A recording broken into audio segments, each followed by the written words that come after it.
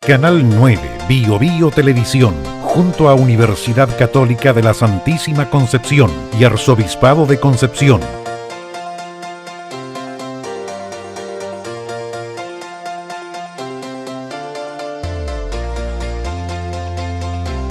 Presentan Diálogo.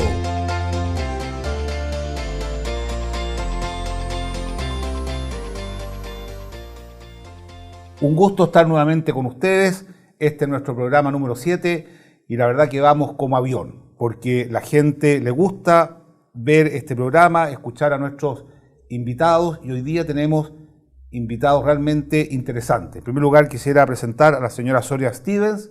Ella es jefe de carrera de Trabajo Social de nuestra Universidad Católica de la Santísima Concepción y se ha dedicado por años a la gestión. De hecho, es profesora en la Facultad de Medicina, en el ámbito de la gestión, la carrera de todo lo que tiene que ver con gestión de medicina comunitaria. Y también nos acompaña el nuevo director, aunque ya fue director del Hospital Regional Guillermo Grant Benavente, entre paréntesis, el hospital más grande de Chile, el doctor Sergio Opazo. Y la idea es conversar acerca de la salud. Nosotros escuchamos que la gente dice la salud es lo más importante. Esa es la percepción que hay, pero por otro lado tenemos grandes problemas en el ámbito de la salud y la idea es qué proponer, qué se está haciendo. Lo más probable es que mucha gente sepa del árbol que se cae en salud, pero no sabe de los 500 árboles que se levantan frondosos en la vía comunitaria, en el mismo hospital, y sobre eso vamos a hablar. Empiezo con el doctor, el nuevo director del hospital. ¿Está entusiasmado? ¿Está contento? ¿Cómo ve su nueva gestión, doctor Opazo? Primero entrando por la puerta ancha. ¿Por qué? Porque efectivamente no siempre es fácil entrar por la puerta. Cuando uno ha sido alguna vez exonerado, pasándole cuentas que no corresponden, porque yo siempre consideré que eso era una injusticia cuando a mí se me pidió la renuncia al cargo anterior, porque hoy día estoy en un hospital que está bastante más delicado en su situación financiera y de producción que como yo lo dejé. Por lo tanto, no es que todos los directores seamos malos, sino que efectivamente hay un problema estructural en la salud de estos hospitales en Chile. ¿Y cuál sería el gran problema si usted tiene que definirlo? ¿Falta de recursos? ¿Falta de profesionales? ¿Dónde está el problema en su opinión? De hecho, uno va a urgencia, ve las camas en los pasillos, a los pacientes. ¿Dónde ve usted el problema? A ver, lo primero que yo quisiera señalar que tengo la suerte de haber estado prácticamente 3 años en Francia. Tengo un modelo donde el Producto Interno Bruto que se entrega a salud es de 9.5 y no tienen resuelto todos sus problemas. Entonces, cuando en Chile, antes del auge, estábamos, ¿no es cierto?, en menos de 3, y hoy día, para la salud pública, estamos en más de 4,5, indudablemente que el tema parte por lo que se entrega a salud en Chile. Pero lo que se entrega siendo restringido logra resultados sanitarios extraordinarios, que hay que partir por reconocer. O sea, siempre es deseable mejor gestión, mejor atención, pero lo que está ocurriendo hoy día en el hospital, a pesar de todo, son resultados espectaculares en todos los campos que uno puede revisar, y yo desafío al que quiera conocer en profundidad eso que lo vea. Yo conversaba hace pocos días con un referente del área de la comunicación que me hacía ¿por qué el hospital se reconoce solo por lo negativo? El problema es que parece que lo positivo no vende. Entonces cuesta, y yo agradezco esta invitación para que la comunidad que nos escucha tenga un conocimiento más directo de parte del director, que como digo se siente llegando a un hospital con el cariño de la gente y con las capacidades para dirigir ese hospital. Bueno, por supuesto que le deseamos lo mejor y toda nuestra colaboración, porque este hospital recibe personas desde la 6ª hasta la 10ª región. Es un hospital donde hay medicina compleja de alto nivel. Y la profesora Stevens ha sido subdirectora del Departamento de Salud de Hualqui, también fue directora de un CEFAM. ¿Cómo ve usted desde su posición el hospital regional? La atención primaria, gran aliado. Bueno, primero decir, gratificada por estar acá, gratificada de estar al lado del doctor también, y el gran desafío que está asumiendo hoy día. La atención primaria, que es donde en definitiva me desempeñé, y en una comuna urbana rural, primero, desde el 2000 en adelante, la salud en Chile tuvo un cambio, que tuvo que ver con el gran paradigma que modifica la forma de ver a la persona. Es decir, la reforma de salud lo que nos puso fue el enfoque derecho, decir que en el centro de la atención de salud tenía que estar la persona.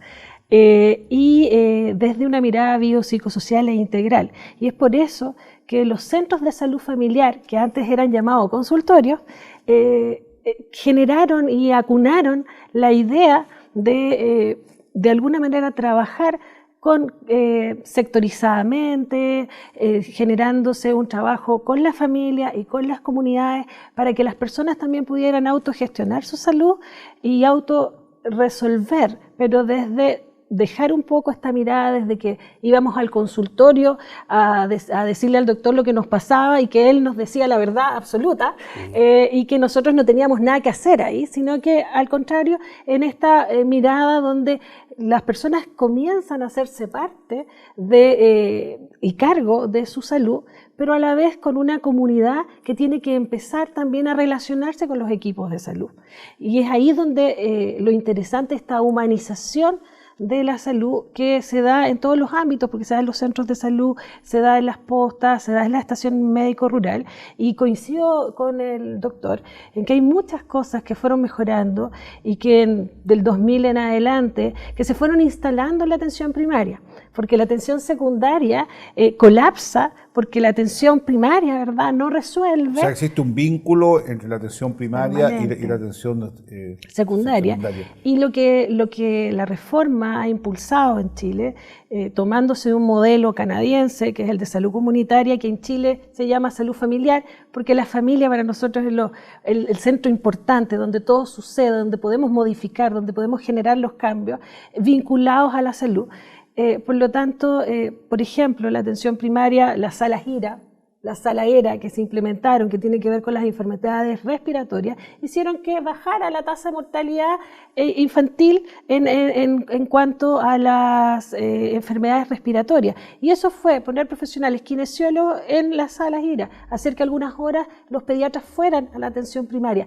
¿Para qué? Para justamente tratar de descomprimir lo que pasa en la atención secundaria. Usted sabe, bueno, en Chile las expectativas de vida han crecido significativamente, estamos en 83 años, también ha habido un aumento significativo del ingreso per cápita, aunque evidentemente el promedio es muy malo, es decir, está muy mal distribuido. ¿Qué impacto ha tenido eso en el ámbito de la salud? Y por otro lado, la profesora hablaba de la humanización de la salud, pero yo veo que había un cambio en otro sentido, porque cuando yo era chico se hablaba del paciente. Y hoy día, digamos, muchas instituciones de salud hablan del cliente. Y evidentemente que la relación es distinta. Es muy distinto relacionarse a un paciente a relacionarse con un cliente. Y lo otro que quería decirle es que mucha gente piensa que el proyecto de país es pauperizar la salud pública para que se vayan al mundo privado. ¿Hay algo de eso? Indudablemente que estamos siempre siendo impactados por esta señal que se da. Sin embargo, yo quiero reconocer que la salud pública y particularmente lo que nosotros atendemos en el hospital representa el 75% de las necesidades.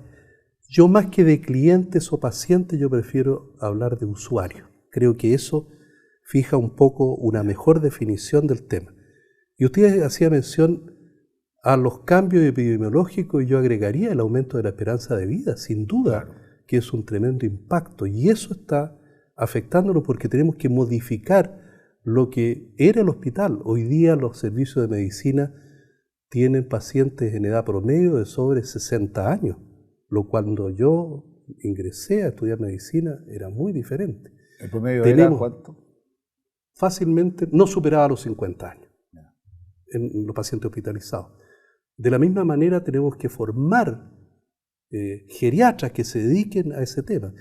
Y es importante, a propósito de la atención primaria, mi hospital se define como autogestionado en red.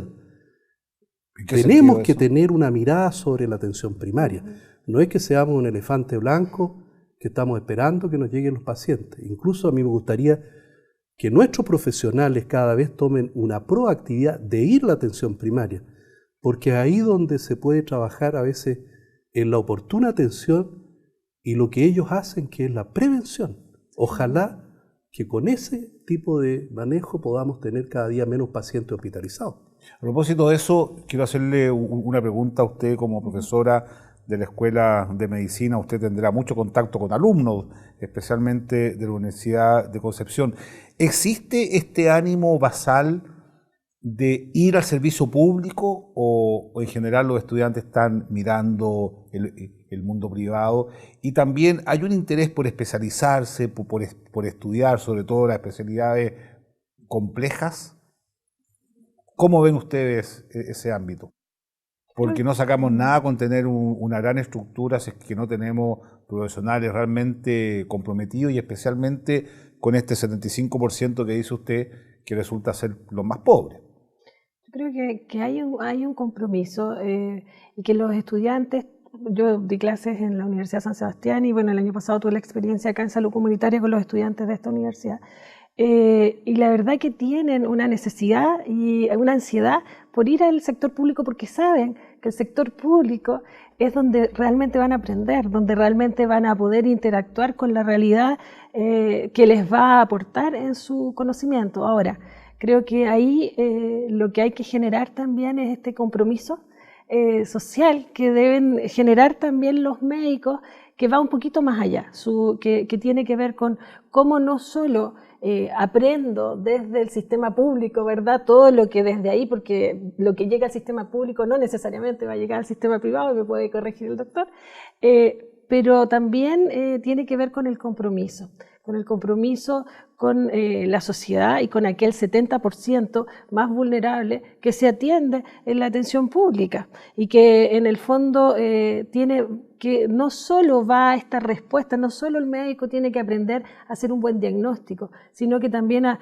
cómo dialogo con el paciente, cómo lo escucho. Cuando hablamos de este usuario que también tiene sus derechos, que tiene que ver con saber explicarle, a veces simplemente decirle a alguien cómo utilizar, por ejemplo, en el sector rural, que se da mucho a las mamás estos medicamentos como polvitos, entonces no saben cómo prepararlo.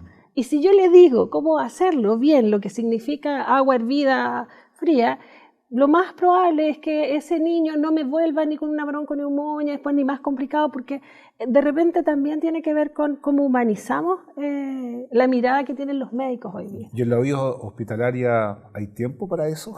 Yo creo que no. La impresión que tengo es que andan corriendo todo el día, ¿no? Sí. Las enfermeras, los médicos.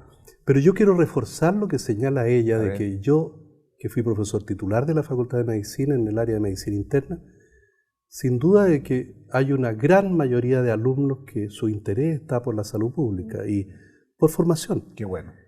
Segundo, porque tal como ella lo señala y yo lo refrendo, es ahí donde se aprende, donde se hacen las reuniones clínicas, donde la gente se especializa. Porque hay algunos hospitales, sobre todo en Santiago, que también tienen formación de posgrado y que son privados. Pero en nuestro medio, la necesidad de por qué pocos médicos dejan el hospital es porque es el lugar donde aprenden de otros. Ese aprendizaje permanente es, yo diría, la base de la calidad de medicina que nosotros ofrecemos y que a veces se minimiza por detalle, que donde no se hace justicia. Por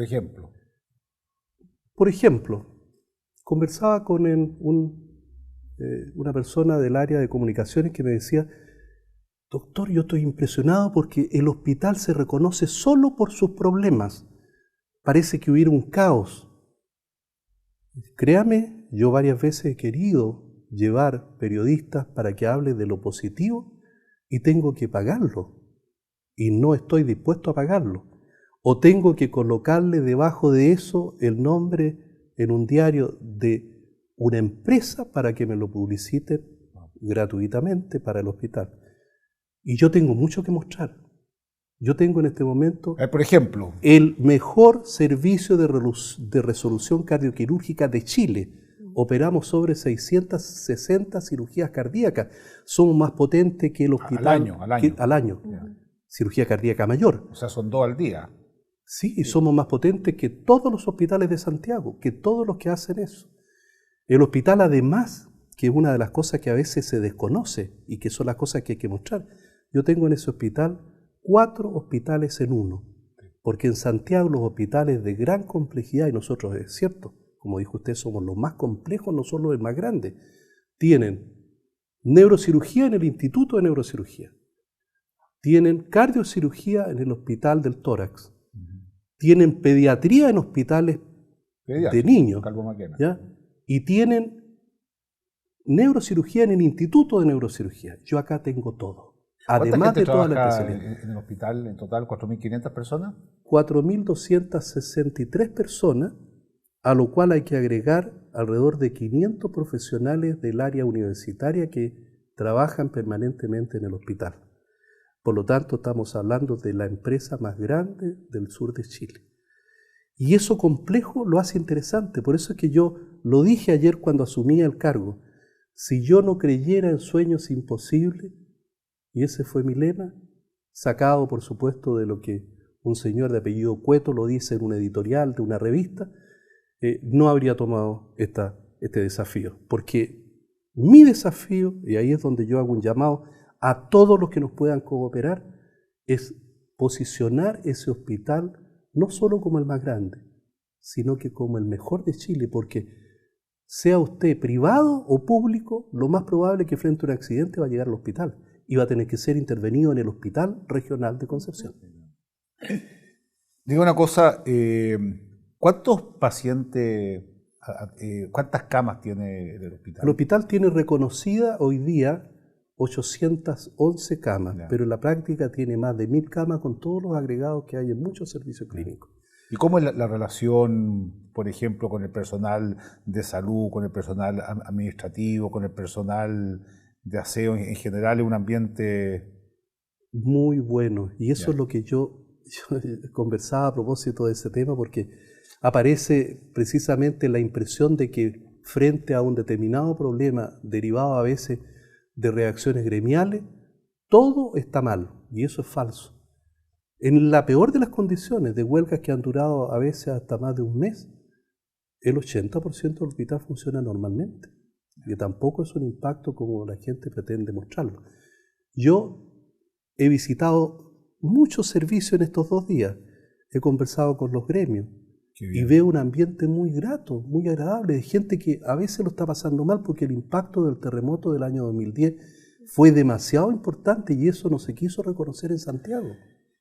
Yo tengo la impresión, doctor y profesora, que ese es un tema que todavía está rondando en la mentalidad de los penquistas, el terremoto. Yo pienso que habría que hacer un análisis mucho más profundo de los efectos que tuvo en las personas.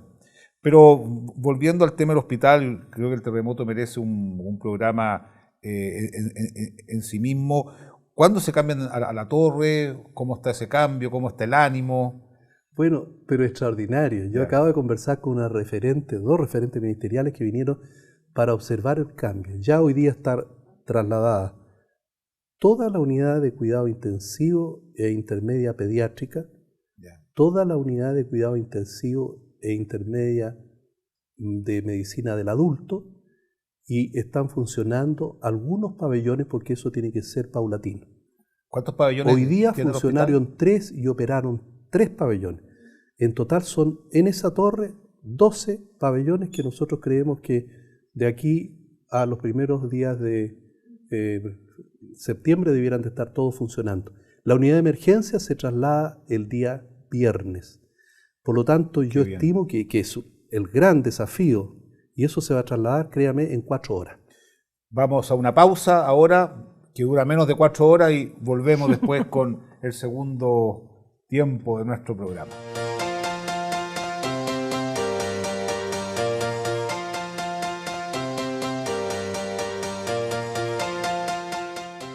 Estamos nuevamente con nuestros invitados y el segundo bloque, la verdad que va a ser más de orden filosófico. Nadie quiere enfermarse, el dolor, el sufrimiento, la muerte son los grandes enigmas de la condición humana y tanto la profesora Stevens como el doctor Opaso y yo también como sacerdote estamos en el corazón del drama humano. El hospital ayuda a las personas, por ejemplo, a estar acompañadas, a tener acompañamiento espiritual, a estar cerca de su familia. Es muy terrible cuando uno está enfermo y la familia está completamente aislada. ¿Qué pasos se han ido dando en este proceso de humanización de la medicina?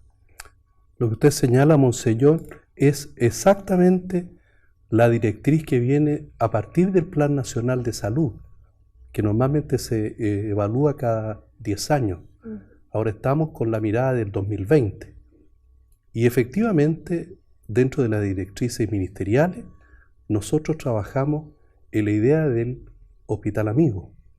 ¿Qué significa en la práctica eso? Buscar que haya satisfacción de la atención que se brinda en todo momento en el hospital, desde su acogida, que es donde muchas veces viene el reclamo por la gente que está esperando, sobre todo en unidades de emergencia, su hospitalización o su atención en los policlínicos, pero también cuando el paciente y la familia tiene un deceso de su familiar y tenemos que también estar cercanos a ellos frente a un fallecimiento.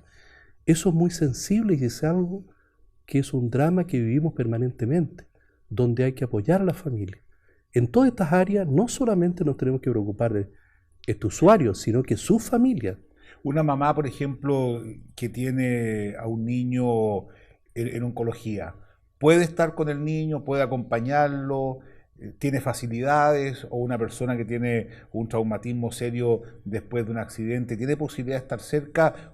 ¿Cómo se maneja eso en la práctica? Yo sé que ustedes tienen un servicio social muy potente, pero ¿eso se da en la realidad? Si alguien requiere un sacerdote, por ejemplo, ¿hay acceso? ¿Cómo se vive eso en la práctica? Exactamente, eso es algo que se está reforzando. Ah, qué bueno. 2 periodos presidenciales atrás ya se entregó el lineamiento. Las visitas son de 6 horas al día. Antes era media hora, 1 hora, y a veces eran solamente los fines de semana. Y en el caso del niño, particularmente, y de pacientes adultos que están imposibilitados a veces de autovalerse, pueden ser acompañados toda la noche y durante todo el día con sus familiares, en este caso la mamá o el padre, en el caso del niño. Eso en esta maravillosa torre que nosotros estamos en este momento ya inaugurando, es una de las posibilidades porque tenemos las condiciones para poder acoger bien a la familia y que estén con el niño hospitalizado en cualquier patología. Qué bueno. Bueno, nosotros, entre paréntesis, la iglesia está preparando una casa que se va a llamar Padre Ángel Jiménez para poder acoger a los familiares de los enfermos del hospital para que puedan dormir un rato, ducharse, tomarse un cafecito, porque nos hemos convencido que al drama de la enfermedad de un pariente, sobre todo los que vienen de fuera de Concepción, se suma el drama de llegar a una ciudad, muchas veces por primera vez, no tener dónde ir, y pienso que eso va a ser un servicio importante y me ha llamado la atención positivamente la acogida que ha tenido en el hospital y ojalá que podamos ser socios para poder ayudar a las personas en un momento de tanto dolor como es la enfermedad. Ahora, usted también le hago una pregunta, que hay una especie de tecnificación de la medicina. ¿Cómo ha cambiado los avances tecnológicos respecto de este clínico que tenía, como se decía, un ojo clínico que no necesitaba tantos exámenes para saber lo que pasa con las personas? ¿Qué es lo que pasa ahí? Bueno, lo que yo puedo decir es que creo que ese es el gran desafío, no caer en lo que está ocurriendo hoy día, que es este tecnicismo, que en el fondo quita al propio médico de esa capacidad que todos tenemos de aportar con algo más que una evaluación clínica, el tener la posibilidad de ser acogedor. Y efectivamente, cuando esto se transforma en que llega un paciente y le pedimos solo exámenes y con los exámenes le decimos que lo que tiene, indudablemente que es la medicina que yo no quisiera vivir Y es ni la la quiero tendencia, para mi país. Es la es la tendencia. tendencia. Ya. Es la tendencia. Así como también en algún momento lo conversamos, esta tendencia, ¿no es cierto?, de ir al área privada.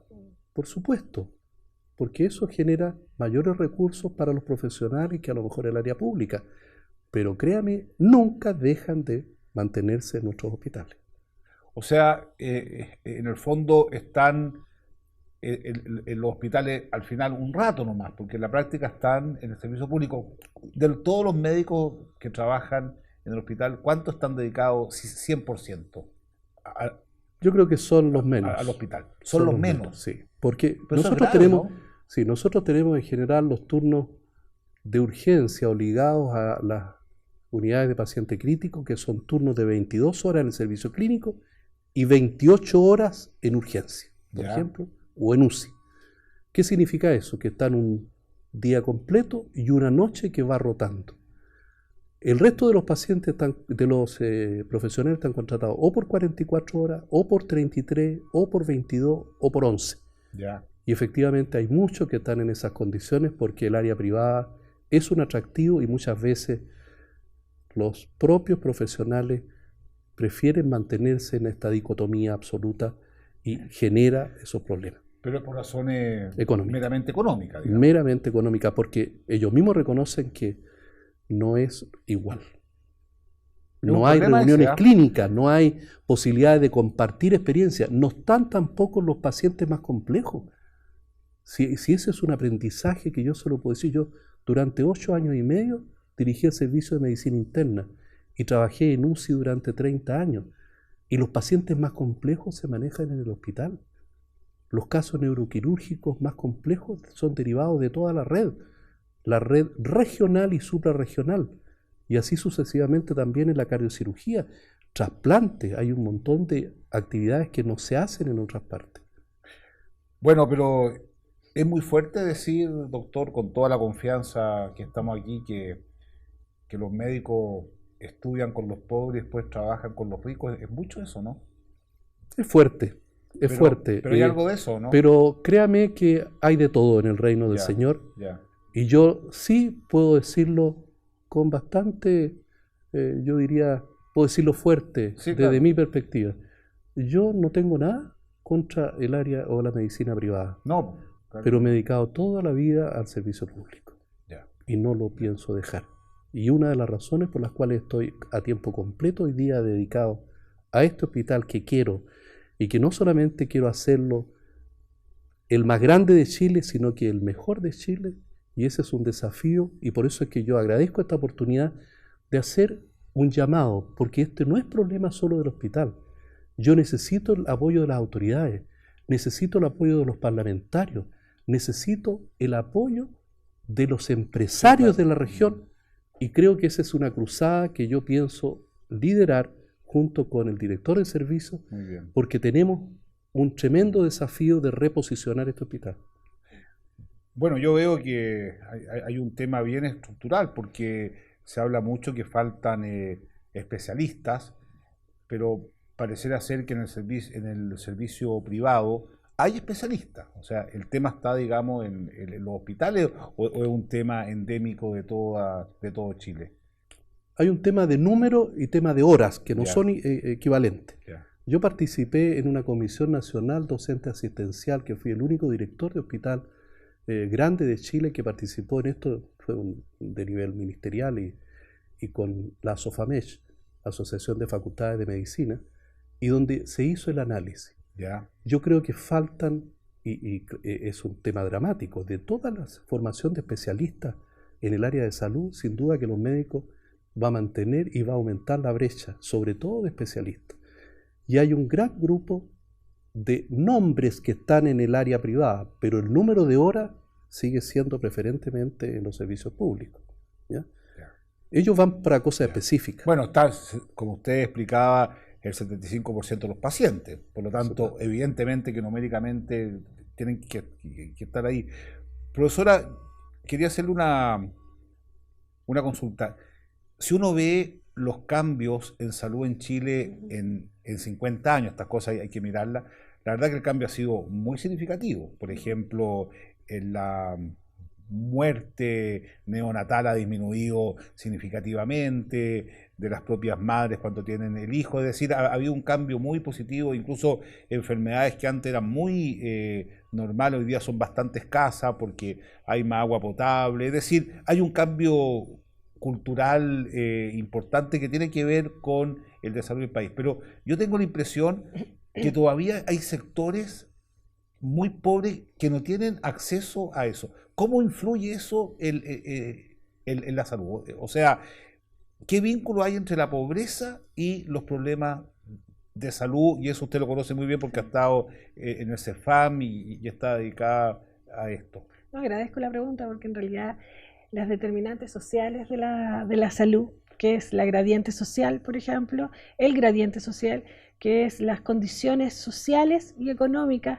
de las personas influyen, ¿verdad? Las determinantes sociales lo que ven es dónde las personas trabajan y viven, hacen su vida. Yeah. Y está comprobado que aquellas personas que pertenecen a estratos sociales más bajos, que están con un estrés más alto, ya sea estrés psicológico, personal, estrés laboral, que en sus primeros inicios de la vida no tuvieron las condiciones apropiadas, que no hacen la actividad física necesaria, que no se alimentan bien, hay una mayor mortalidad en ellos temprana versus aquellos que tienen mejores condiciones. Por lo tanto, yo de verdad creo que la reforma de salud chilena es una muy buena reforma en términos de los que nos plantea, especialmente en estos desafíos ahí, con la gente, en la atención primaria, en las postas, donde hay que trabajar, donde ahí rescato lo que le preguntaba al doctor con respecto a los médicos. Si hoy día los médicos solamente están generando esta suerte de diagnósticos clínicos a través de exámenes, eso se da mucho quizás en el hospital, quizás en la atención en clínica, pero el médico que está en la atención primaria... Y con hábitos. Exacto, el médico que está en la atención primaria tiene que trabajar primero con un equipo multidisciplinario, o sea, también tiene que trabajar con su matrona, su nutricionista, su psicólogo, su paramédico, su enfermera, el equipo completo a cargo de la salud de la comunidad, pero con la comunidad también. Entonces es importante lo que usted dice, porque en el fondo hoy día, a 20 kilómetros de acá, a 30 kilómetros de acá, tenemos familias en sectores donde, por ejemplo, no cuentan con agua potable o ni siquiera tienen un pozo negro porque no lo ven como importante. Hacen sus necesidades detrás de verdad, hay acá en Puerto y eso, cosas que a nosotros nos parecen, no, estamos adelantados. No, esa es la realidad y esa es la realidad con la que trabajan los equipos de salud que están en los centros de salud, que les toca estar más cercanos, por ejemplo, a esta mixtura urbana-rural, pero también en lo urbano, las condiciones de vulnerabilidad, las personas que no tienen trabajo, las adicciones. Todas esas determinantes en conjunto generan un gran riesgo en la salud. Por lo tanto, aquellos profesionales que están ligados hoy día a la salud pública tienen que tener además un compromiso y una visión integral de cómo trabajar esto y ser parte de la construcción que hacen las personas de su propia salud. Porque antes era fácil, muchas veces cuando uno va y le debe pasar al doctor, que cuando va a los sectores rurales la gente dice, ay, construyame un hospital aquí, porque lo que necesitamos es un hospital.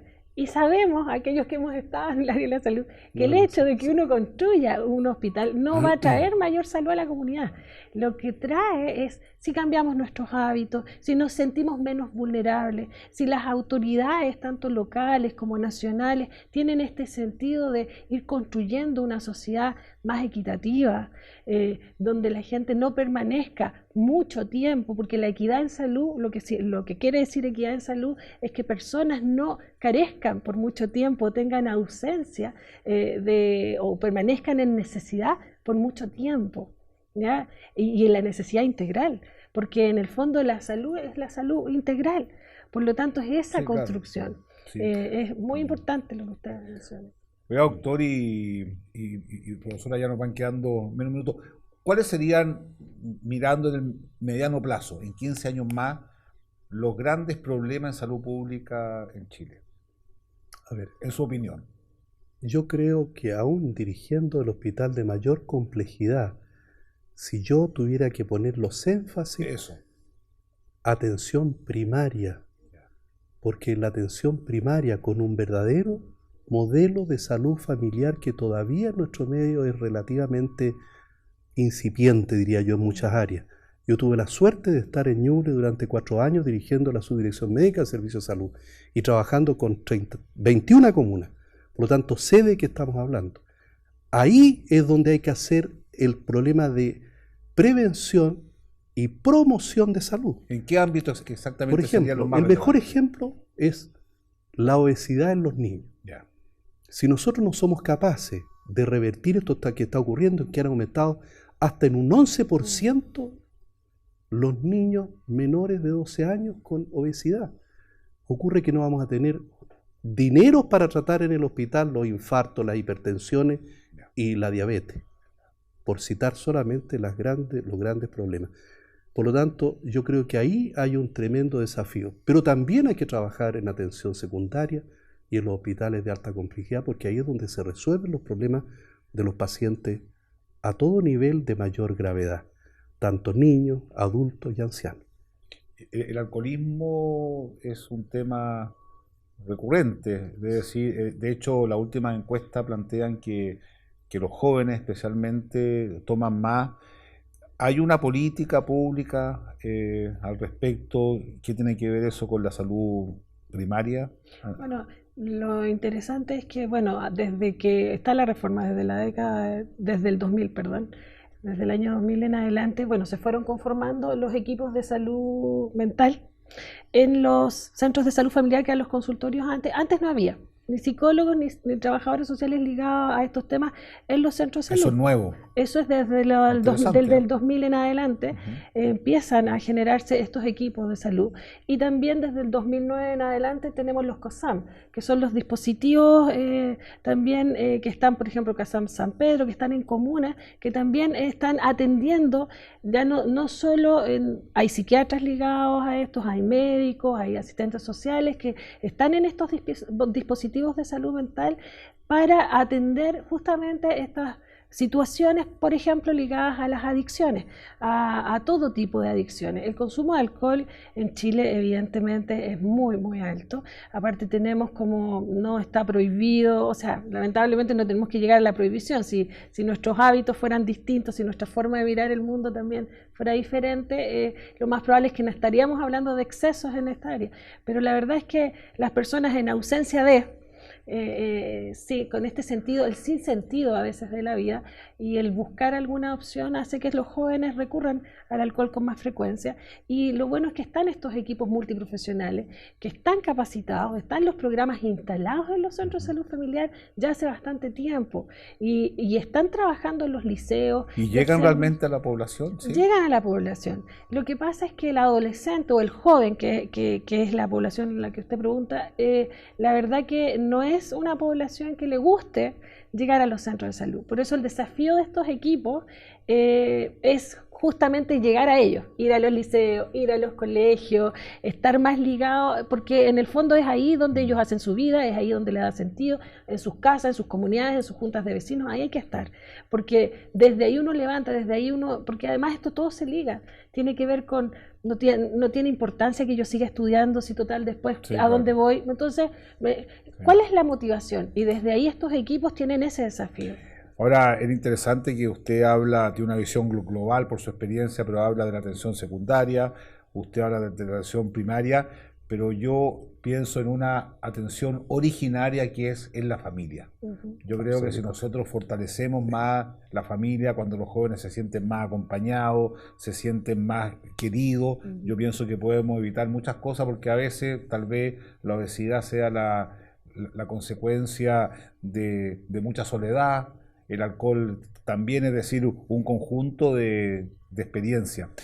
Ahora, es interesante que en medicina, de hecho me comentaban en el hospital hace poco cuando estuve, que se ha incrementado mucho la medicina familiar. ¿Esa experiencia usted cree que puede ayudar a fortalecer la familia y los servicios de salud? No, por supuesto, y tenemos muy buenos ejemplos. Ya. En Inglaterra hay, particularmente en Reino Unido, un buen desarrollo de la medicina familiar.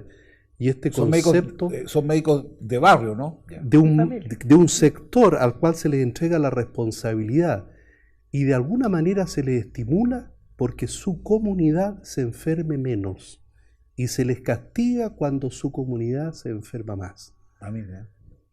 Y conocen, y por eso se llama no solo el problema del adulto, también el problema del niño y también el problema de la mujer embarazada. Y están preocupados permanentemente de esto que conversábamos, de los hábitos.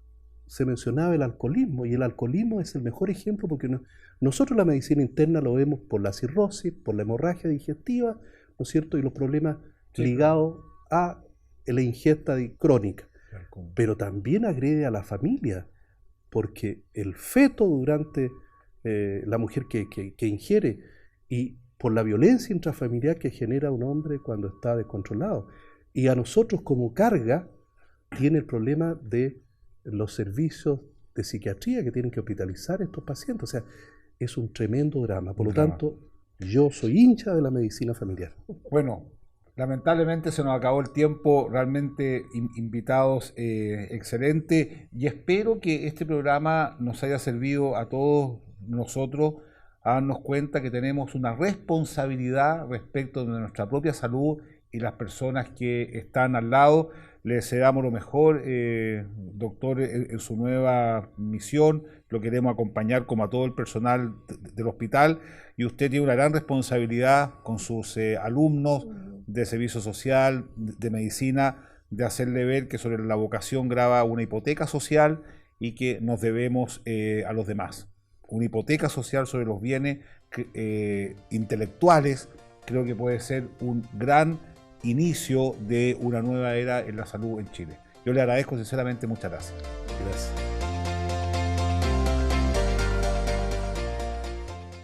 Canal 9, Bio Bio Televisión, junto a Universidad Católica de la Santísima Concepción y Arzobispado de Concepción,